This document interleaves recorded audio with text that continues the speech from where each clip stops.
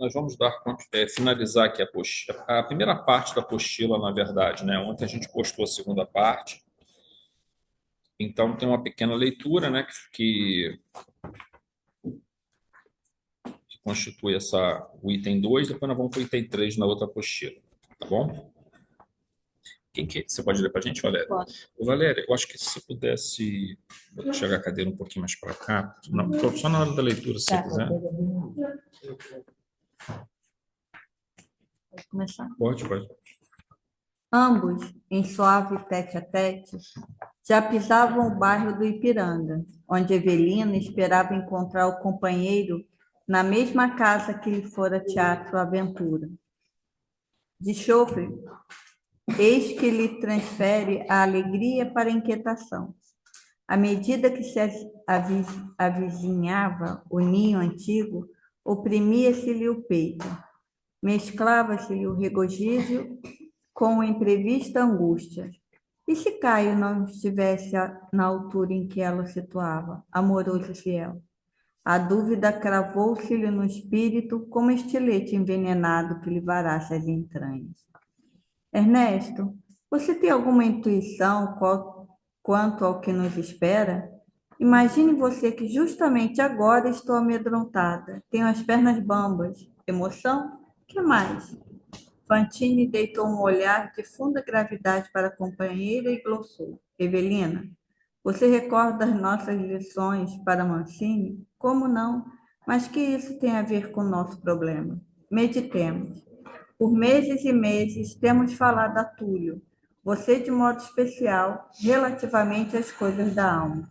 Abnegação, compreensão, serenidade, paciência, ensinamentos dados e recapitulados, ilações e repetições. Sim, você não admite que o instrutor Ribas, com tantas explicações sobre o amor e casamento, serviço e espiritualidade para nós dois, não terá feito o mesmo a nosso benefício? Não acredita que ele, o dedicado amigo, conversando às vezes de maneira exaustiva, não estaria sendo para nós um professor, enxergando longe? É. Estejamos preparados para a mudança. A senhora desconversou, mudou de assunto, asseverou-se receosa, algo fatigada. Se possível, aceitaria algum descanso, mas não desejava acercar-se do marido com qualquer indício de mal-estar. Ernesto propôs alguns minutos de repouso no jardim do museu. Rumaram para lá, acolhendo-se ao pé da fonte amiga, cujas águas pareciam guardar o poder de acerenar-lhe os pensamentos. Como que contagiados pelos temores da companheira, Fantine de repente acusou-se amuado. No exato instante que se abeirava da mulher e da filha, esmorecia-lhe o entusiasmo que a romagem lhe causava. Em si mesmou-se. Evelina percebeu e passou a falar de alegria e esperança, encarecendo o mérito das ideias positivas. Assinalava-lhe ele as frases de vigorosa confiança se derramarem no verbo da moça com que se lhe fizera irmã. E amiga, incapaz de aliar-se da taciturnidade com que a cometera de súbito. A senhora Serpa, discreta, silenciou e, por fim, declarou-se disposta ao trecho final da viagem. Cavaleiroso, Fantine prometeu assisti-la em seu primeiro contato com o lar, que ela verificasse o ambiente doméstico. Se tudo lhe respondesse à expectativa otimista, viesse até ele que lhe aguardaria nos arredores. O aviso conveniente, e então deixá-la-ia com o esposo até o dia imediato, enquanto ao mesmo tempo se arrancaria para a Vila Mariana, onde contava rever a família.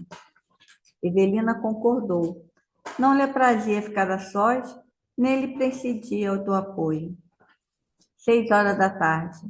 A moça não mais viu o céu paulistano, nem o casario, nem os trausentes. Coração aos pulos, aproximou-se do lar, atravessou o pátio de acesso e tateou a porta de entrada que lhe facilitou a passagem.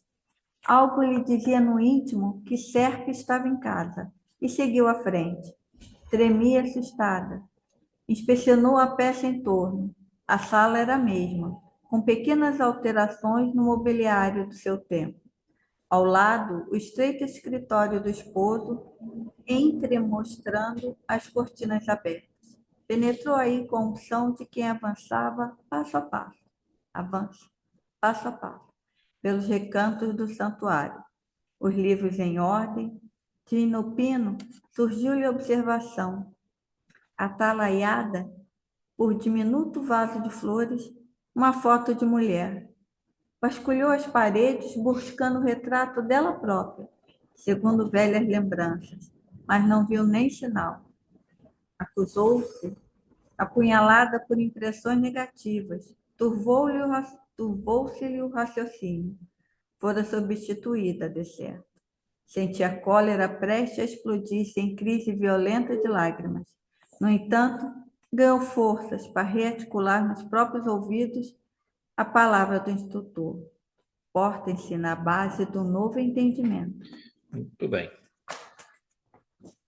Bom, é surpresa que aguarda essas situações, né? Ela foi, se bem que aqui também a Evelina teve 2 anos sendo preparada no plano espiritual. E durante esse tempo que ela teve tentando, teve cuidando, né, do Túlio Mancini, ela estava sempre tendo orientações do mentor Ribas. A ajuda dela para o Túlio também servia para ela. Foi um aprendizado para Porque ela. para ela, assim, ela Foi estava uma forma sabendo. interessante, né, É uma maneira que eles estavam preparando ela para o que ela ia ver. E aí, de certa forma, ela criou, só que ela criou na cabeça dela aquela situação de que ela ia, que o marido dela, que ficou na Terra, ela desencarna, o marido dela fica na Terra, que ela ia voltar 2 anos depois e ia ter uma foto dela lá na parede, e ele estaria lá esperando a vida acabar para um dia voltar ao encontro dela. Só que a vida continuou e seguiu o seu rumo, mas o problema aqui é mais complexo, né? Porque no caso, a ideia dela do Caio Serpa é uma ideia assim, bem equivocada do caráter dele, né? Ela criou uma imagem totalmente distorcida de quem era ele. Esse aqui é o grande problema. Essa é a maior decepção, porque, por exemplo, não é o caso de André Luiz. André Luiz, por exemplo, tudo bem, não é o caso aqui ainda agora, mas ao medida que o tempo vai passar, ela vai ver o quanto é complicado o caráter dele, né? Mas, assim, o André Luiz, quando ele chega em casa e vê que a esposa dele já havia se casado com um outro homem, ele, no primeiro momento, toma aquele choque, mas depois ele vê que o cara é uma pessoa boa, que está cuidando da esposa dele, está cuidando dos filhos dele, ajudou, né, a cuidar dos filhos dele também. Ela continua tendo por ele, a esposa dele, mesmo ele tendo partido do plano espiritual, não, nunca prejudicou de forma alguma, nem desrespeitou ele. Então é uma situação diferente, ele entendeu, mas o caso aqui dela vai ser mais complicado. Ela está se esforçando para tentar entender a situação, mas ela vai ser uma surpresa atrás da outra que vai ter, que não vai ser fácil, né? Vamos lá, 2.1. Fantine acompanha Evelina em sua visita ao lar e, nesse momento, ela começa a apresentar muitas dúvidas sobre o amor e fidelidade de Caio Serra, e isso a deixa angustiada. Afinal, Evelina vinha todo esse tempo idealizando a figura do amor perfeito entre ela e Caio. Mas será que isso se mostraria verdadeiro? Veja, aqui ela já era para estar meio ressabiada, né? Porque só, ele traiu ela durante o casamento. Depois ele assassina, ela fica sabendo que ele matou Ali eu já era para ter visto assim. Não o é a Túlio pessoa que Mancini. eu criei na minha mente. Não é, né? Pode ser que dá salve alguma coisa ali, mas assim, não é que eu estava pensando, mas ela continuou mantendo aquela ilusão na cabeça dela, tal, ele era uma pessoa perfeita e tal. E aí a coisa vai se complicando, né? Fantine traz aconselhamentos importantes à sua amiga, relembrando a tarefa que foram incumbidos, que foi a de auxiliar a Túlio Mancini, e que servira de grande aprendizado para eles próprios, e ainda trazendo as considerações sobre todos, a Rosana faz gracinha dela aqui, e ainda trazendo as considerações sobre todos os conselhos e orientações que o mentor Ribas vinha lhes ministrando todo esse tempo.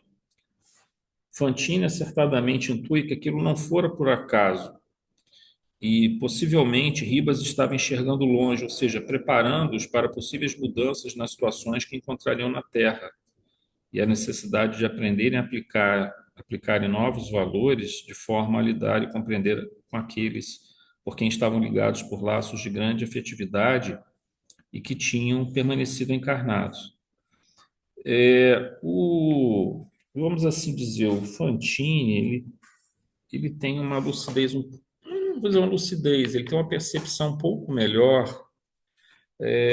Eu acho que ele conseguiu aprender um pouco mais nesse período, né, na espiritualidade, esses 2 anos, porque os dois se encarnaram, Cristiane, no mesmo, praticamente na mesma data. Assim. Eles se tornaram amigos, por estarem doentes, né, se encontram num determinado local.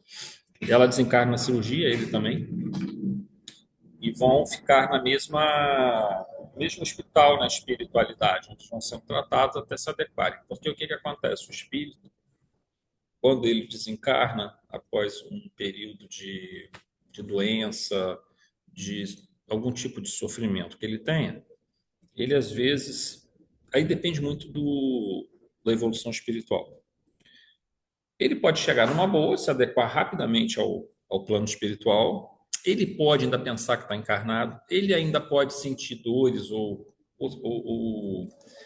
vamos dizer assim, sensações que ele tinha quando estava no corpo físico. Leva um tempo para ele se adaptando ao novo plano de existência. E esses dois aqui foi um problema, porque eles não aceitavam que estavam desencarnados. Eles achavam que estavam no hospital, assim, internado, porque eles achavam que estavam no hospital na Terra. Só que eles viram que a família nunca ia visitar. E quem que estava pagando o hospital, não sei o que, papai, eles começaram a pensar, alguma coisa aconteceu. Aí eles foram aos pouquinhos sendo informados até que eles entenderam que tinham desencarnado, né? E depois de 2 anos eles pedem, quer dizer, na verdade não, estavam pedindo desde antes, né? Ela principalmente, para vir visitar o marido, mas só que foi sendo adiado, como a Valéria falou, mesmo tempo que ela ajudava um outro rapaz que havia sido um namorado dela no passado, ela também era ajudada. Aliás, essa é uma máxima que a gente aprende dentro do Espiritismo, né? Todo bem que você faz uma outra pessoa é um bem que você faz a você mesmo, porque todos nós trazemos sérios problemas do passado, de nossas vidas anteriores. Quer dizer, são duas dimensões aí. Uma é a gente se beneficia porque cura antigas feridas da alma, né? Antigas feridas do passado, e quando eu falo passado, tanto dessa vida quanto de outras vidas. E o outro é que você abre a tua visão dentro de um mundo tão complicado que a gente vive, com a visão de mais gratidão, como foi até na leitura de harmonização que a Consuelo fez. Quer dizer, a gente fica pedindo graças, mas não agradece, né? Não dá graças ao mundo, a Deus, a todos que nos ajudaram, né? E quando você começa a praticar o bem, você começa a ter essa visão que muda a sua maneira de ver o mundo, de entender as coisas. Então, ela estava se tratando, a gente chama assim, sempre toda cura, ou seja, todo ato de curar é um ato de autocura. Toda vez que eu me proponho ajudar alguém, mesmo que não seja essa a minha intenção, né, eu estou sendo ajudado. Se você Por uma série de se fatores. você tiver essa percepção, você vai ver que o problema do outro, de uma maneira qualquer, ele vai servir para o que você tem. Vai. Primeiro que você vai perceber que o problema às vezes não é tão grave assim. É uma das percepções, são várias percepções. Uma delas é essa. Outra, você diminui a preocupação com teus próprios problemas ou dificuldades que você está colocando lá no pedestal. Você começa agora a dividir isso, né, com outras pessoas, com a preocupação com outras pessoas. Aí você começa nisso que você começa a fazer esse mecanismo, você deixa de pensar, quando você começa a se preocupar com os outros, primeiro que você começa a usar melhor o seu tempo, que é outra coisa preciosíssima, né, o nosso tempo. E a gente usa muito mal o nosso tempo. Vamos fazer uma conta aqui. O dia tem 24 horas, a hora tem 60 minutos, o dia tem 1440 minutos. Nós estamos aqui, tudo bem, hoje não conta porque é uma reunião mais longa, mas, por exemplo, num dia que não tem uma reunião no centro, quantos minutos por dia a gente se dedica a uma oração, ou a pensar em Deus, ou a pensar em fazer o bem? Uma hora, talvez? Depende da nossa, talvez da nossa profissão, da nossa, né? Mas, no meu caso, trabalho em banco, por exemplo, se eu vamos dizer assim, não me vigiar, e acho que a maioria das pessoas também que não tem uma profissão mais relacionada a lidar com outro ser humano, de uma forma, no sentido de ajuda, ela vai ter o quê? 10 minutos, 15 minutos por dia para pensar em Deus, para fazer uma oração. Nossa oração dura o quê? 2, 3 minutos? Não essa aqui, claro, uma oração intercessória que a gente fez no início. Aí você está usando o quê? 2% do teu tempo para pensar em Deus. Ou seja, você está pensando 2%, está usando 2% do tempo para se dedicar ao que é mais importante. 98% do tempo a gente está vivendo. Claro, temos que viver a matéria, temos que passar por tudo que passamos, mas o essencial a gente não está conseguindo trabalhar, né? Então, de certa forma, quando você começa a ter essa preocupação pelo outro, você começa a orar pelo outro. Aí a tua oração fica mais longa. Primeira coisa que acontece, as orações começam a ficar mais longas. Você começa a fazer oração, por exemplo, fazer oração de manhã cedo. Aí você começa, às vezes eu pego esse caderno, nem sempre eu pego o caderno, né? Às vezes eu pego pelo WhatsApp, porque os pedidos vêm pelo WhatsApp, mas às vezes eu pego o caderno, aí você já começa a incluir outras pessoas. Aí durante o dia você faz oração por outras Quer falar, pessoas. e aí a prece começa a não ser mais focada em você. Não, Você aí você acaba fazendo. começa a ver as pessoas. Ó, e outra coisa, sabe uma coisa maravilhosa que vem acontecendo? Eu nunca imaginei que isso fosse acontecer. É você ficar feliz e em paz, emocionado pelo bem de uma outra pessoa que você nem conhece. Eu estava aquele dia que aquela moça foi liberada para ir para casa, e também foi 2 vezes, né? Essa e a outra, a Renata, e a outra que ela saiu do coma. Eu estava lá no trabalho, cara, eu tive que sair da onde eu estava, porque eu fico assim no atendimento. Eu não atendo muito ao público, eu atendo um pouco ao público. Eu faço biometria, então atendo biometria, eu faço tirar foto, coletar digitais, eu faço, atendo o público. Fora isso, é tudo serviço interno, mas eu fico ali na frente. Aí quando veio a mensagem de que ela tinha saído do coma, já estava lúcida, né?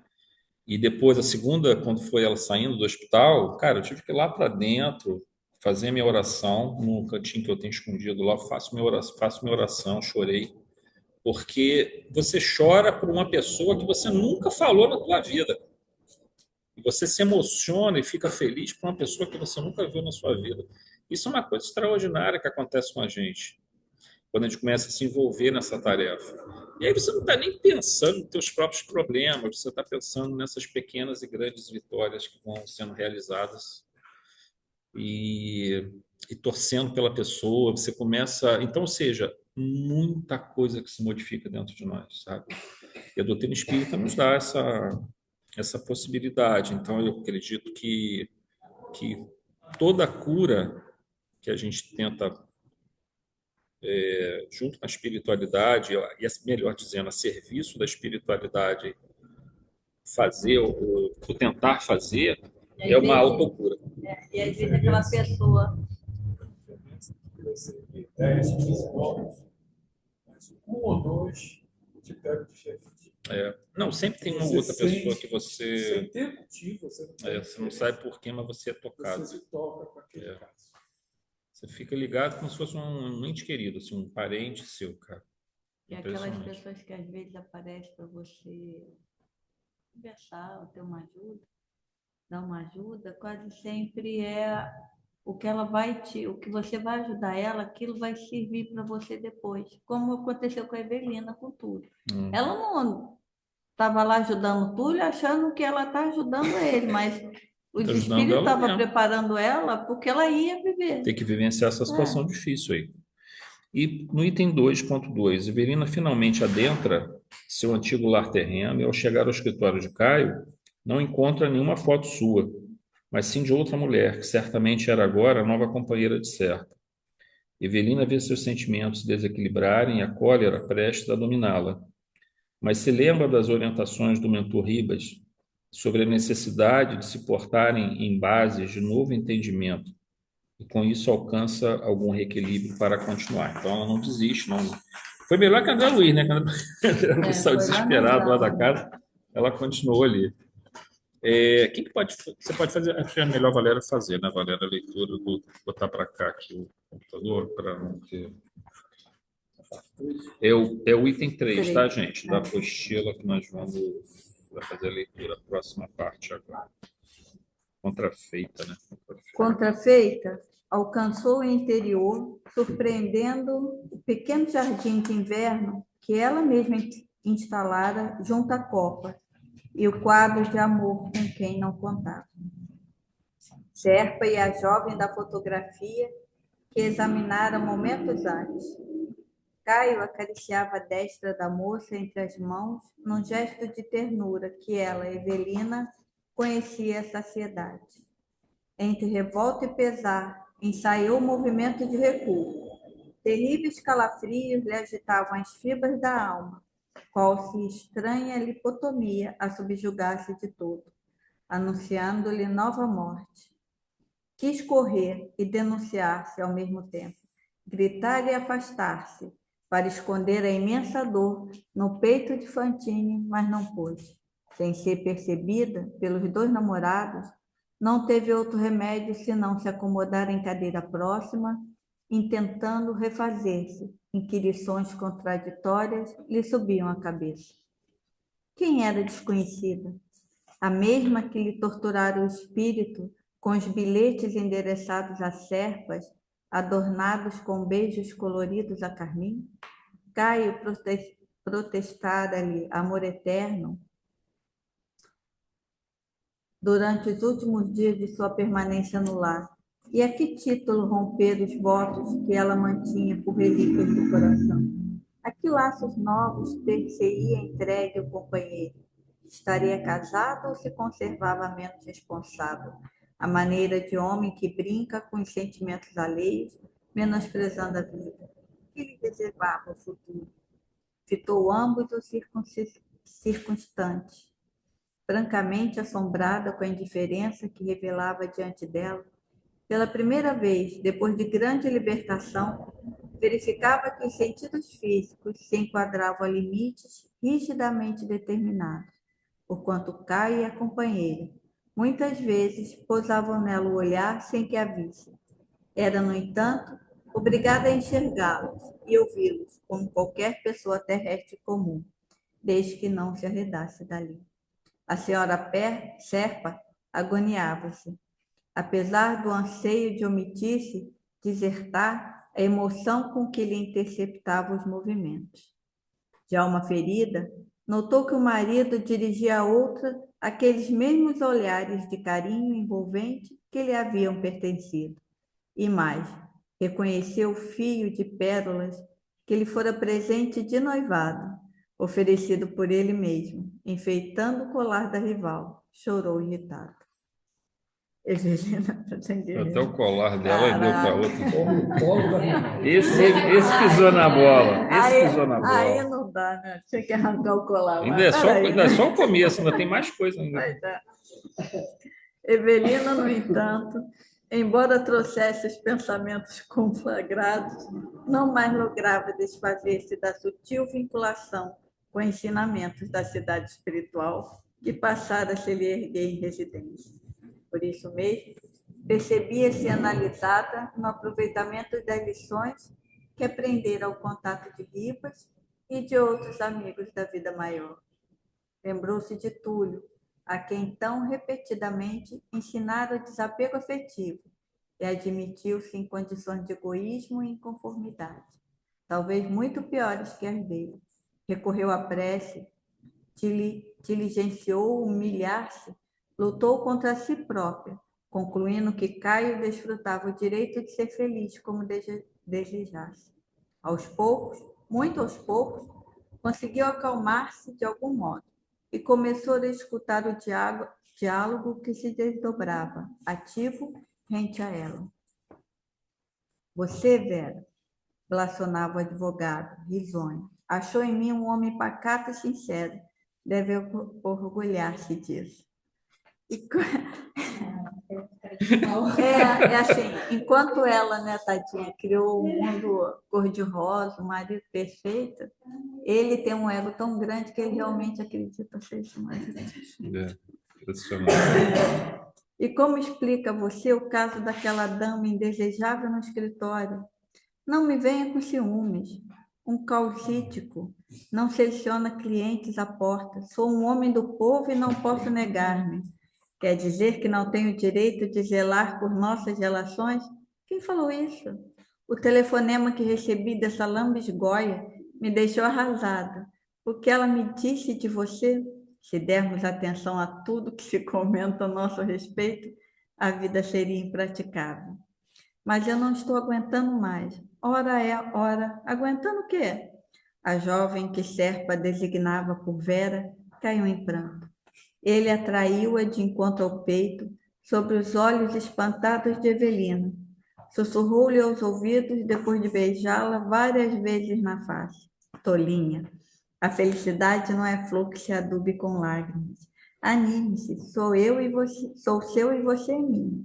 E daí?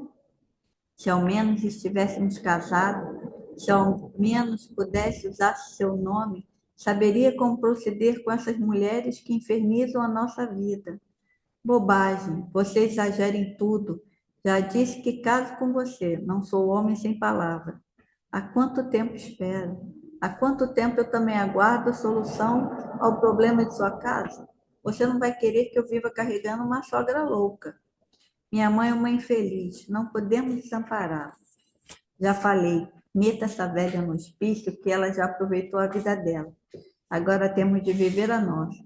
Hoje iremos ao Guarujá. Quero ver esse negócio por mim mesmo. A situação só piora, né?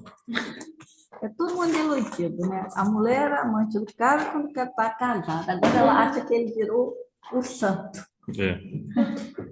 que não A vai situação fazer. dele realmente assim, do ponto de vista espiritual, é muito complicado. Agora, a Evelina é interessante, né, que ela começa a trazer à mente os ensinamentos que o mentor Ribas, durante aquele tempo, foi É, passando para ela. Teve um efeito muito profundo, tudo que cara. ela ensinou o outro, Você vê que ela faz assim, de ter paciência, de ter né? humildade, de perdoar, Desapegar. desapegar. Ou seja, não foi uma coisa em vão. Aquilo ali, é por isso que a gente fala, cara, às vezes. Colar não é mais nada. Agora a escola foi fogo. A escola foi bom.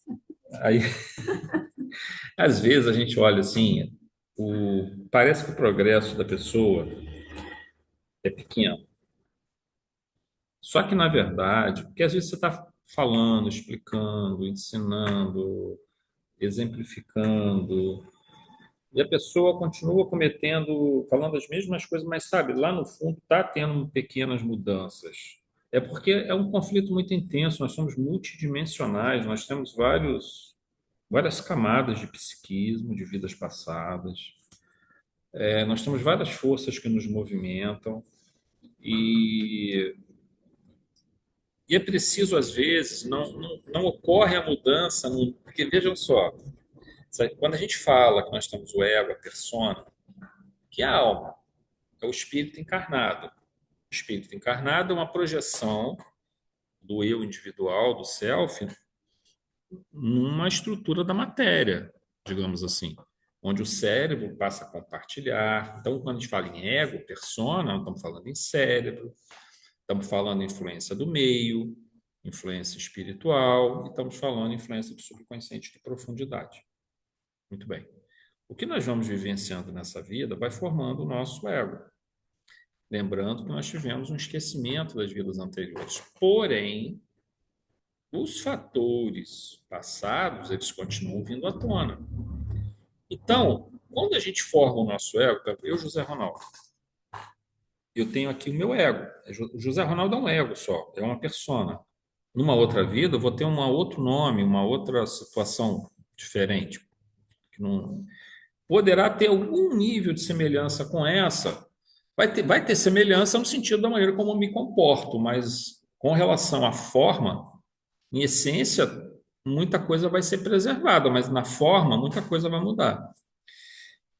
A minha maneira de ver o mundo pode mudar bastante, porque eu posso nascer num local onde a sociedade seja completamente diferente, a cultura tem uma influência muito grande sobre a gente, a formação educacional, a maneira como nós vivemos, se recebemos ou não recebemos carinho na nossa infância. Tudo isso modifica aquele ego, aquela camada ali tem uma influência específica. Ora, mas ela é a camada consciente, é a ponta do iceberg que a gente fala. Pode ser que o ensinamento produza uma. Às vezes a pessoa chega na casa espírita sofrendo muito, digamos, depressão, ansiedade, síndrome do pânico, fobias generalizadas, compulsões, uma visão extremamente pessimista do mundo e da vida. E você começa a trabalhar, e a doutrina começa a trabalhar, e os espíritos começam a trabalhar dentro daquilo ali. Pode ser que a modificação ocorra no nível consciente. Se acontecer no nível consciente, melhor, porque ela já conseguiu entender aquele processo. Mas pode ser que esse processo de modificação haja um bloqueio, uma dificuldade de aprender aquilo. Mas no nível subconsciente, aquela informação está produzindo pequenas mudanças. Vai ser mais lento, mas vai também produzir algum resultado. Por quê? Porque essas pulsões que vão vindo do nível de subconsciente, do nível de profundidade do psiquismo, são agora mais favoráveis. E aquela parte menos favorável, ela foi até certo ponto iluminada, foi transmutada por esses ensinamentos que vão vindo. Então parecia que a Evelina não estava tendo grande progresso, mas na verdade, porque o consciente dela, porque a mesma coisa acontece no plano espiritual também, você tem o ego também, da mesma forma. Porque você não consegue se lembrar de todas as encarnações, não consegue integrar todos eles, só se você estiver num plano muito mais elevado. Se você pega, por exemplo, a veneranda, dá um exemplo aqui, pega a veneranda lá em nosso lar, aí já é diferente. Veneranda já está começando a formar esse ego através de uma integração das várias experiências, dos vários egos ou personas vivenciados.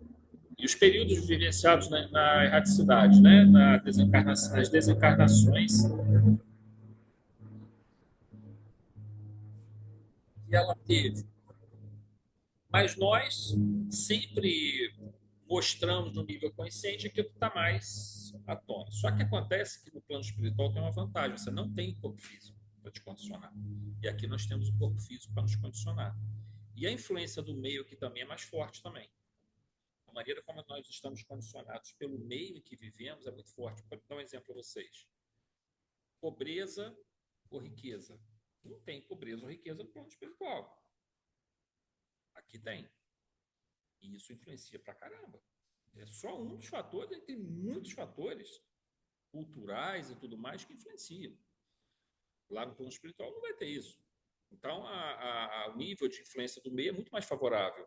Aqui o nível de influência do meio é mais complexo, ele traz mais complicações, mais variáveis. O corpo físico, por si só, traz todo um grau enorme de complexidade também. Quando você consegue perceber isso no nível consciente, pô, beleza. Mas ainda tem que trabalhar lá o nível do nível do subconsciente. Mas é mais fácil quando você tem o teu consciente sabendo o que você tem que fazer. É o que a gente fala de amor, comportamento, amor, sentimento. Quando a gente fala de amor, comportamento, eu estou trabalhando o meu ego, mas estou trabalhando o meu subconsciente de profundidade também. Até chegar ao nível do amor sentimento. Esse amor que é desprendido, que é desapegado, que ele só quer o bem do outro, sem nada, nada, nada em troca. Absolutamente nada em troca. Ele só quer o bem do outro. E isso é o amor-sentimento. Quando eu começo o amor-comportamento, ele é um processo do ego. Do consciente que começa a entender que precisa fazer isso. Ele precisa ajudar, ele precisa se desprender, ele precisa... E nesse processo eu começo a modificar o meu subconsciente de profundidade. Mas quando isso não acontece, não vamos perder a esperança ou achar que a pessoa não sofreu mudança nenhuma. Ela está sofrendo mudança. Se ela está submetida, a informações, a influências, a benefícios que estão em sintonia com o divino. Começa, no mínimo, vai começar uma modificação gradual do subconsciente de profundidade dela, em vários pontos ali que são sensíveis.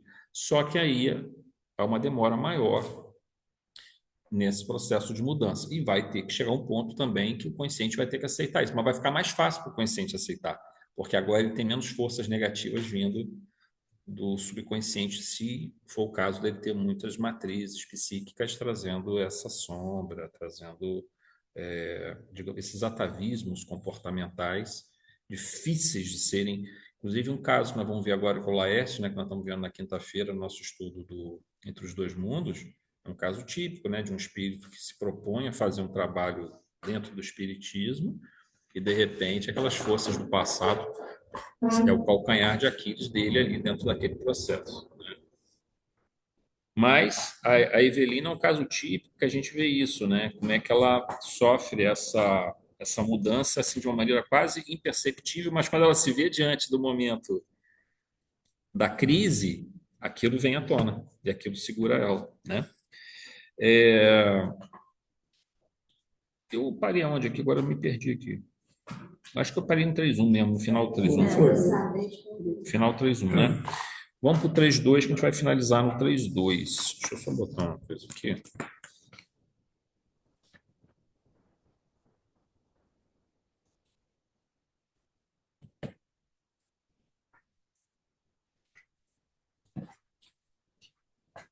O choque foi muito grande ao perceber que Caio agora vivia com outra mulher. Na verdade, essa mulher que Evelina já desconfiava era a mesma amante de Caio na época em que ele ainda era casado com Evelina. A postura dela, apesar do choque inicial, foi aplicar os preceitos que havia aprendido no plano espiritual, inclusive os mesmos conselhos que muitas vezes administrara a Túlio Mancini, quer dizer, aquilo que ela estava ensinando a Túlio Mancini, agora ela aplicava a ela mesma, né? Com muita dificuldade, mas permanecendo naquele ambiente, venha saber que Caio e Vera ainda não haviam se casado. E a razão, a princípio, era a mãe de Vera, que se encontrava em desequilíbrio mental. E a quem esse desequilíbrio mental aqui está bem genérico, tá, gente? Depois a gente vai ver com cuidado aí do que se trata isso. E a quem Caio demonstra imenso desrespeito e falta de caridade. Vamos observando no que vai sendo narrado que a situação do antigo esposo de Evelina é de um espírito bastante leviano. Aliás, a traição no casamento e o assassinato de Túlio já mostravam isso, mas as novas informações mostram um quadro ainda mais grave de completa irresponsabilidade moral. Aí você vai dizer assim, mas como é que uma moça como Evelina foi se envolver com um indivíduo nessas condições? Segundo a Rosana, um traste, né, que ela botou aqui. Mas o traste é um filho de Deus, o traste é um espírito que vai alcançar a perfectibilidade. E também não se sabe o que esse traste no passado, as ligações dele com Evelina. Ainda, né? Porque nessa ele vai continuar. Não, mas assim, essas uniões não são normalmente, né? No caso, nesse caso deles, pelo menos, têm seus vínculos aí passados, né? Eventualmente, se sai fora do planejamento espiritual. Por que se sai fora? Porque nós estamos livre-arbítrio. Então, por exemplo, você tinha que casar com uma determinada pessoa. Era importante porque no passado tinha coisas que precisavam ser nada por acaso. Mais ou menos, Rosana, porque nada por acaso assim, em termos. Você pode querer casar e mudar. O planejamento foi feito e a pessoa muda. Não estou dizendo que seja o caso aqui, não foi o caso aqui, mas eventualmente pode acontecer. Só que mesmo nessa situação vai gerar aprendizado, vai gerar novas oportunidades. O que acontece é que se aquelas duas pessoas precisavam estar juntas para poder formar um núcleo familiar e criar determinadas situações que eram necessárias, vai ter que acontecer na outra vida, né? A não ser que mude tudo, que hajam mudanças muito grandes, porque a gente tem que tomar muito cuidado com esses determinismos que a gente fala, às vezes, como se tudo tivesse que se ajustar matematicamente. Se tudo fosse se ajustar matematicamente, não haveria livre-arbítrio. Já começa por aí. Se eu sou, por exemplo, um assaltante, aí eu estou aqui olhando do alto de uma montanha, está vindo um indivíduo caminhando por uma estrada, eu estou longe pra caramba, quilômetros de distância. Estou olhando lá e estou vendo que está um indivíduo vindo por uma estrada e tem um assaltante com uma faca, uma arma, escondido atrás de uma árvore, esperando esse indivíduo chegar para ser assaltado. Eu posso chegar e dizer, bom, infelizmente eu posso pensar para mim, estou olhando aquilo ali. Infelizmente, esse indivíduo que está caminhando aqui vai ser morto, vai ser assaltado, vai acontecer alguma coisa. Pode ser que no último minuto aquele assaltante resolva ir embora, ele resolva largar a faca, ele resolva deixar de fazer isso.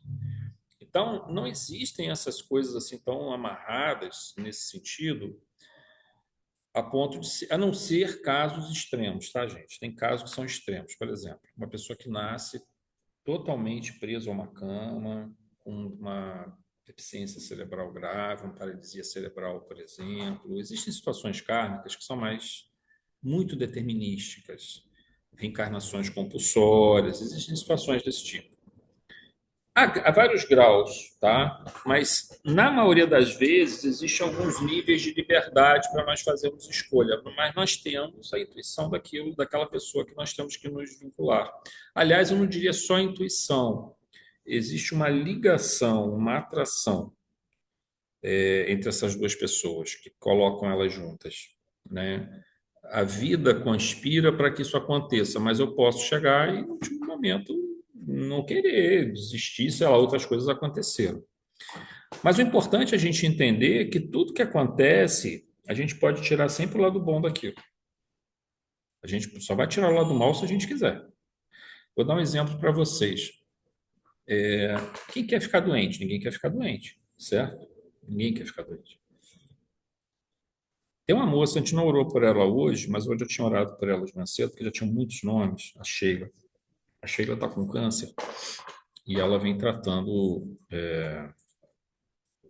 recebendo hoje, ela está recebendo, eu acho que é a quinta ou sexta sessão de quimioterapia. Vai receber mais uma daqui a umas 2 semanas e depois vai ter que fazer uma cirurgia para a retirada da mão esquerda e ela vai ter que ficar 1 ano sem poder botar prótese. Vai ficar 1 ano sem poder botar prótese. O cara que tá com o braço fechado. Desinchou, graças a Deus, ela mandou a foto para mim. Isso também é uma coisa que é incrível, né, cara? Você não conhece a pessoa. Eu converso com ela pelo WhatsApp, eu nunca vi ela na minha vida. Conheci ela através de uma outra tia dela, que perdeu a irmã e também não estava aceitando, agora está aceitando mais agora. E ela que me colocou em contato com a Sheila. E aí, você vê, a pessoa manda a foto do braço assim, já está o braço bem desinchado, né, cara? Você olha aqui, você fica feliz pra caramba, você vê.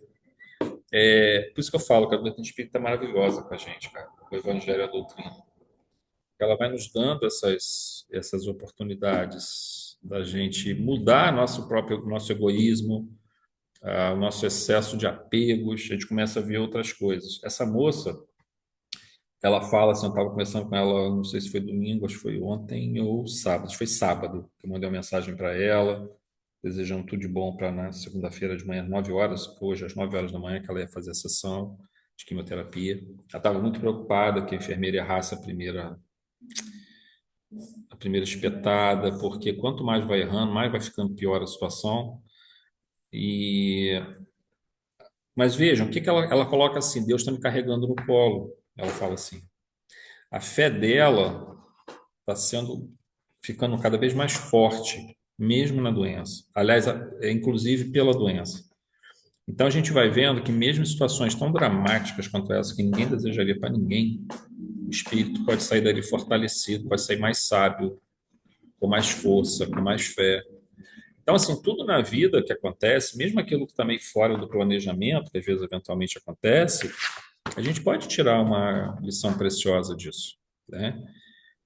Mais à frente, quando a gente olhar para trás, a gente vai ver que tudo isso que aconteceu nos tornou mais fortes, nos tornou mais sábios, né? Nos tornou melhores, mas também pode nos tornar mais revoltados, pode nos tornar mais céticos, depende do que a gente vai fazer. O destino, A decisão está nas nossas mãos. E o que que nós vamos fazer com o que a vida está nos oferecendo. Agora, uma coisa é certa. Quando a gente entrega ao mundo, entrega à vida bem, a vida nos retribui com a mesma coisa que a gente entrega para ela. Tudo de bom que a gente faz para a vida nos devolve. E tudo de Não mal. às vezes do jeito que a gente quer, mas Não, devolve. nem mas a gente melhora a Quase nossa sempre compreensão. não é do jeito Mas que a a gente gente, quer, mas aí mas sabe, mas sabe o que devolve. acontece, Valéria? Quando a gente começa a fazer o bem pela vida, mesmo que não venha aquilo mesmo que venha aquilo que a gente não quer, a gente compreende. É porque quando a gente fala. Melhora a nossa compreensão, É, entendeu? é porque normalmente quando a gente fala assim, ah, a vida devolve bem, a gente só pensa nas coisas materiais, né, desse mundo. Ah, eu vou ter paz, vou ter dinheiro, minha vida vai ser tranquila. Não, às vezes sua vida vai ser pancada em cima de pancada, mas aí você vai ter o equilíbrio necessário para passar por tudo aquilo. E até tirar as coisas Entendeu? boas disso, entendeu? Porque eu sempre costumo dizer isso, cara, o universo conspira a nosso favor, cara.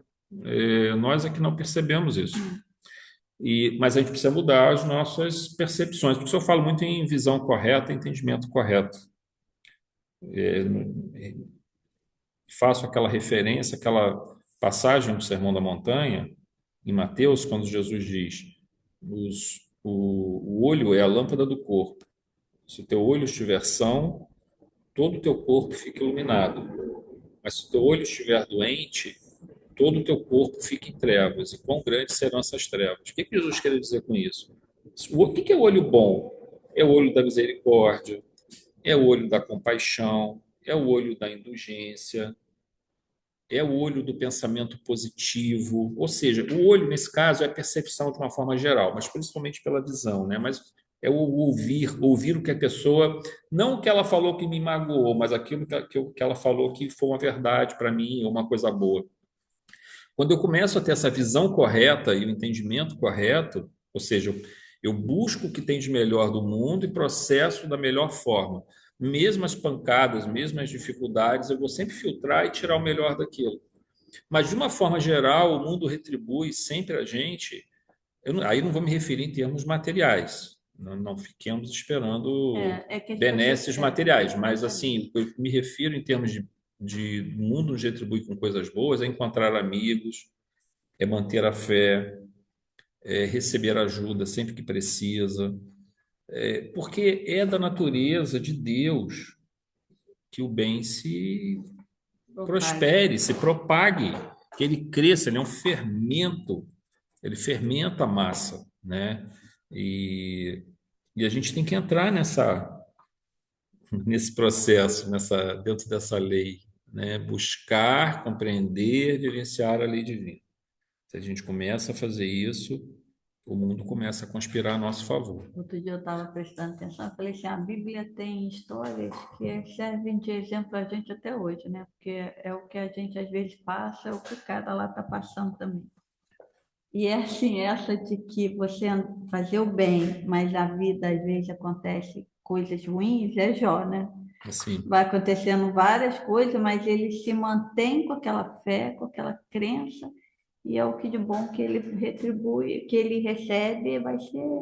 Jó é uma história tão importante que até Jung escreveu um livro só sobre Jó. Vários filósofos e pensadores e religiosos trabalharam em cima da história de Jó devido à importância que ela tem, né? Bom, a gente vai fazer então, gente, algum comentário a mais? Ou a gente pode fazer um encerramento? Nós vamos fazer, então, vou pausar aqui.